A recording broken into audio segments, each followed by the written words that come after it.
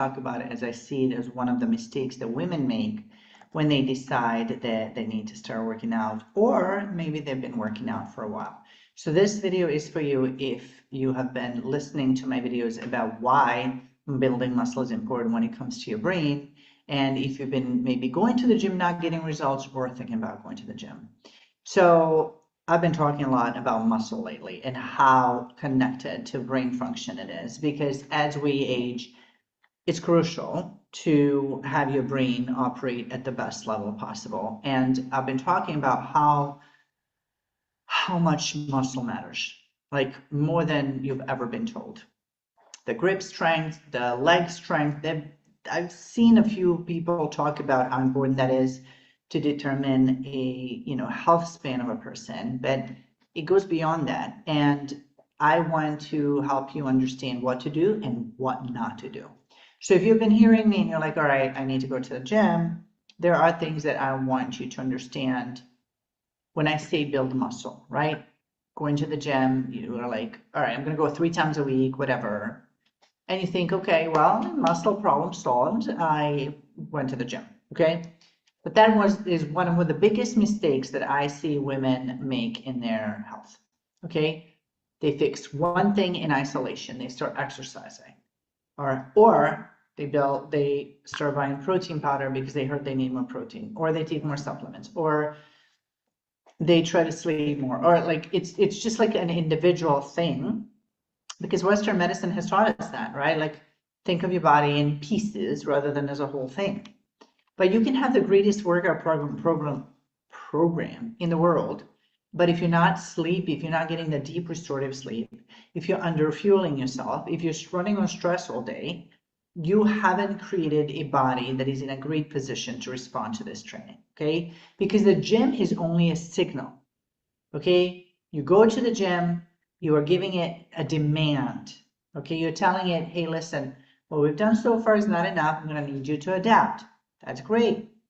But the workout is like giving a body an instruction. The rest of your life, the 23 or 23 and a half hours that you're outside of the gym, determine how well your body will respond. And you don't want to just start working out for the sake of working out. You want to do it for the best ROI. Okay, we're going to talk about how to do that. Because exercise is intentional stress. It's good stress. It's psychological stress, okay? You deliberately challenge your body to become stronger. Stress, recovery, adaptation, okay? But if you overdo it, or if you underdo it, you are not giving it the right stress for recovery and for adaptation.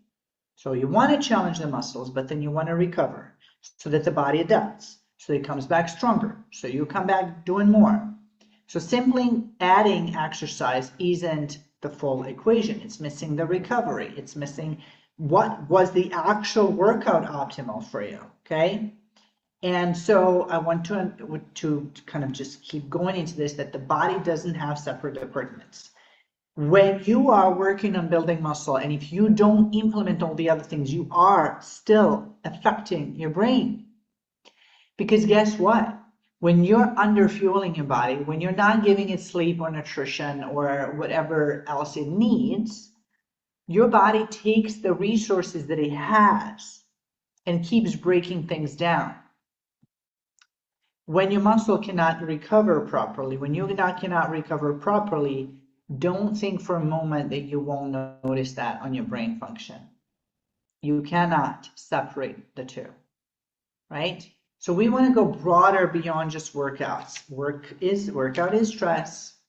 We have to look into sleep. We have to look into fuel. We have to look into a few other factors, because you are one system. But if you believe you're a light sleeper, which you're not, it's just a silly term people just use to justify sleeping like crap. You need a deep quality sleep. Maybe you're running on low sleep. You have a work deadline. You have kids to worry about. You skipped your breakfast or your lunch. You're not eating enough protein. Your stress is through the roof. And then you're like, all right, I'm going to work out. All right, body, build muscle, help my brain. With what? All of these pieces have to work together. And sleep is a big part of this piece. Okay? This is where sleep has to enter the conversation. because it's a part of the environment in which your body recovers. Now, women chronically don't sleep well. That restricts muscle protein synthesis, that restricts muscle recovery, that interferes with your brain. That interferes with glucose regulation, with your appetite, with your mood, with your cravings, with your energy level, how difficult the exercise feels the next day, right? So you're lifting weights, but you're not getting the deep restorative sleep, or you're not eating enough protein. Going to the gym doesn't cancel the rest of your life. It doesn't solve the whole problem. Going to the gym, building muscle, you don't have to go to the gym, by the way. I work out at home. It's perfectly fine to put muscle on. But working out to put muscle on is important for your brain. Just like everything else goes together. You can't have an amazing brain function and chronically not sleep well. You can't expect your body to be sharp, for your brain to be sharp, and for your body to operate on amazing energy if you're underfueling it. So protein is another piece. We need to talk about it, like ad nauseum. Because women here lifting weights and then they don't know anything about nutrition, or traditionally, I'm so sick and tired of it, women have been told to eat 1,200 calories. Who came up with that number? I don't know. And why is it sticking at 1,200 calories? It's just maddening. So maddening. It's not about the calories, it's about what you're giving it. So if you're training, but you're chronically under-eating protein, you're breaking down your body further, you're breaking down your brain further, you're trying to supply your body without proper supply. So it's like you want a construction crew to build you an amazing house, but you are not giving them the material. What are they going to build it with? Okay. Now, another thing that I see women do when they don't get enough results fast enough is they go to more exercise. This is why we need to talk about it, because you're going to go to the gym and you're going to be like, I'm not getting results fast enough. I'm going to keep training harder and harder. And you're going to be like, I can't do this. My body's falling apart. I'm sleeping worse and my thyroid's crap. Yes, that's why I'm here, to help you shorten the gap here. So you don't have to go through that. I've been through that. I've overtrained. I've undereaten. I've done all kinds of things to my body in 20 years that I've been in fitness. And I can tell you what works and what doesn't. So more exercise isn't necessarily the answer. If you're going to the gym, or you start going to the gym and you're not getting results, you think, well, I need to do more. You add more cardio, you add another workout, you try to get more steps in, you add another class, you try to do something more. But I want you to remember, stress, recovery, adaptation. It works together. So you can't necessarily allow muscle to recover or adapt if you're training too much. You have to give your body the right kind of stress. Think of it this way.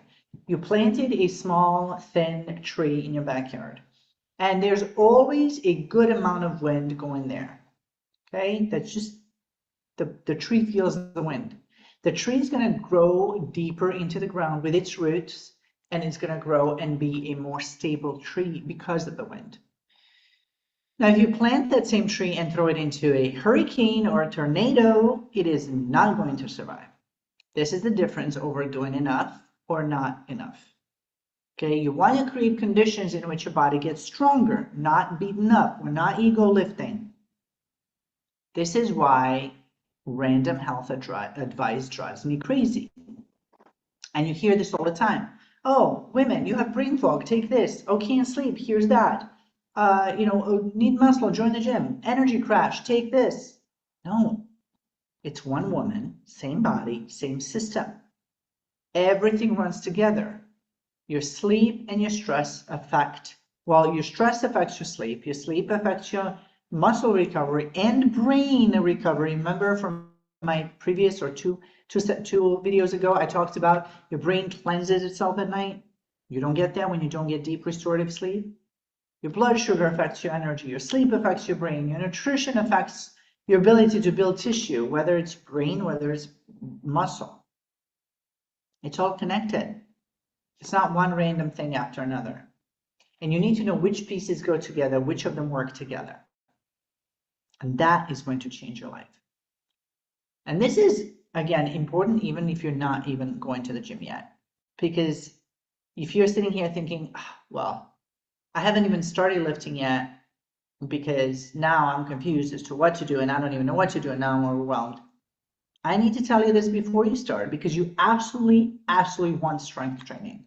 It is the best thing for your brain. It is the best thing for longevity. If you want to stay sane, if you want to not have memory issues, brain fog, walk into a room and forget why you're there, you absolutely want to go to the gym. But I want you to understand that what you're building and what your body needs in order to build it to get the best ROI, return on your investment.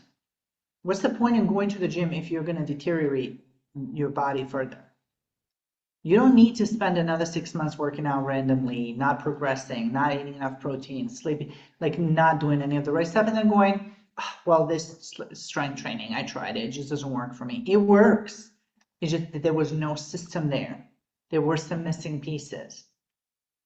And this is what I always tell to ladies.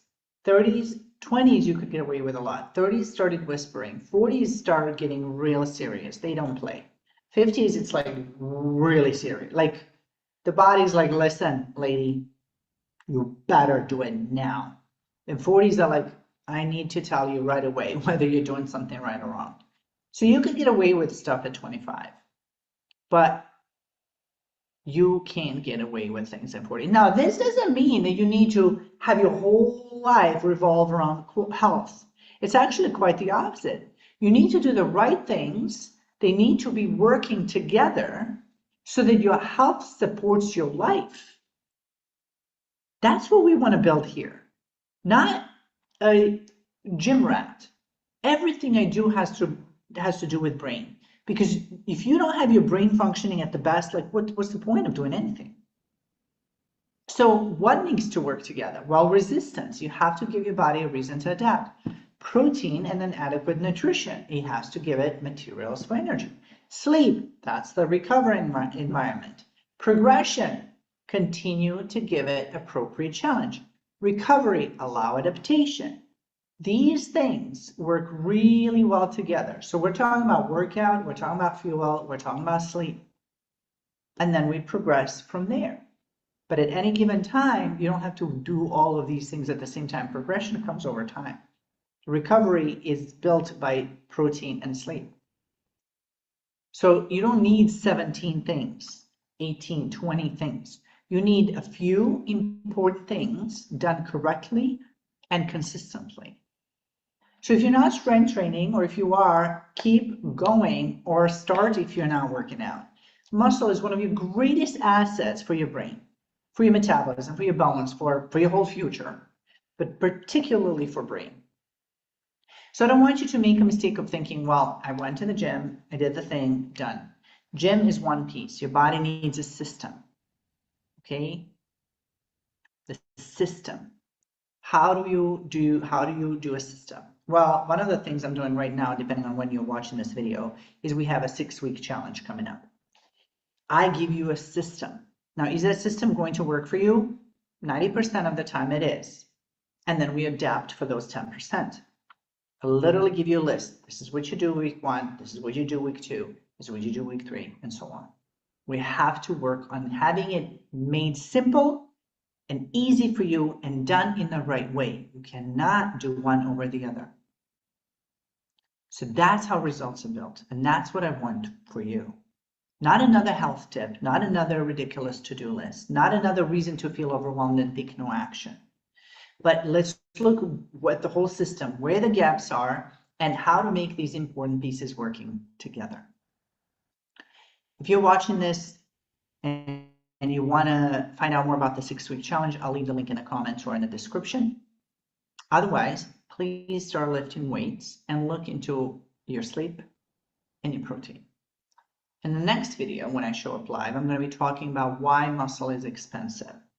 Because once you understand how the body is building it, this conversation will make even more sense.